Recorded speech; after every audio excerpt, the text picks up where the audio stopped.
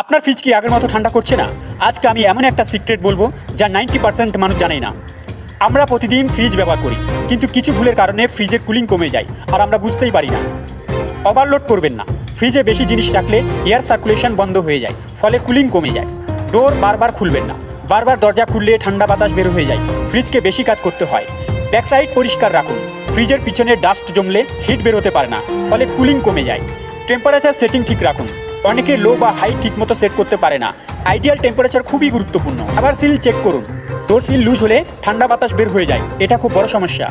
এই ছোট ছোট ভুলের কারণে আপনার ফ্রিজ নষ্ট হয়ে যেতে পারে আর আপনাকে হাজার হাজার টাকা খরচ করতে হতে পারে।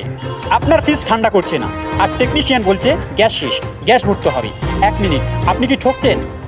আজকে আমি আপনাকে এমন একটা সত্যি বলবো যা বেশিরভাগ মানুষ জানে না, আর এই কারণেই তারা হাজার হাজার টাকা লস করে।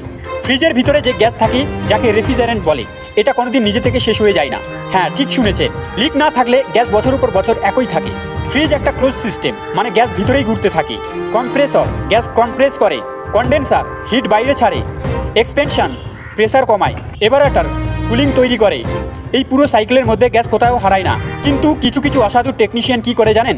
তারা আপনাকে বলে গ্যাস শেষ, গ্যাস ভরতে হবে। আপনি টাকা দেন, তারা গ্যাস ভরে চলে যায়, কিন্তু আসল সমস্যায় ঠিক থেকে যায়। 2-3 দিন পর আবার ফ্রিজ ঠান্ডা কম, আবার টাকা খরচ। আসল সমস্যা কোথায় হতে পারে জানেন? পাইপে লিক, কন্ডেনশন কোয়েল ডাটি, thermostat fault, air flow blocked, compressor weak. এইগুলো চেক না করে শুধু গ্যাস ভরা মানে সমস্যা লুকানো, সলভ করা না। এবার থেকে কেউ যদি বলে গ্যাস ভরতে হবে, তাকে এই 3টা প্রশ্ন করুন। লিক টেস্ট করছেন, প্রেশার চেক করছেন, ভ্যাকুয়াম প্রসেস করছেন? দেখবেন অনেকেই তখন চুপ হয়ে যাবে। মনে রাখবেন, ফ্রিজ গ্যাস নিজে থেকে শেষ হয় না, লিক থাকলেই শুধু কমে। এই তথ্যটা সবাইকে জানতে ভিডিওটা শেয়ার করুন, আর এমন টেকনিক্যাল সত্যি জানতে সাবস্ক্রাইব করুন। জ্ঞান না থাকলে আপনি কাস্টমার, জ্ঞান থাকলে আপনি বস।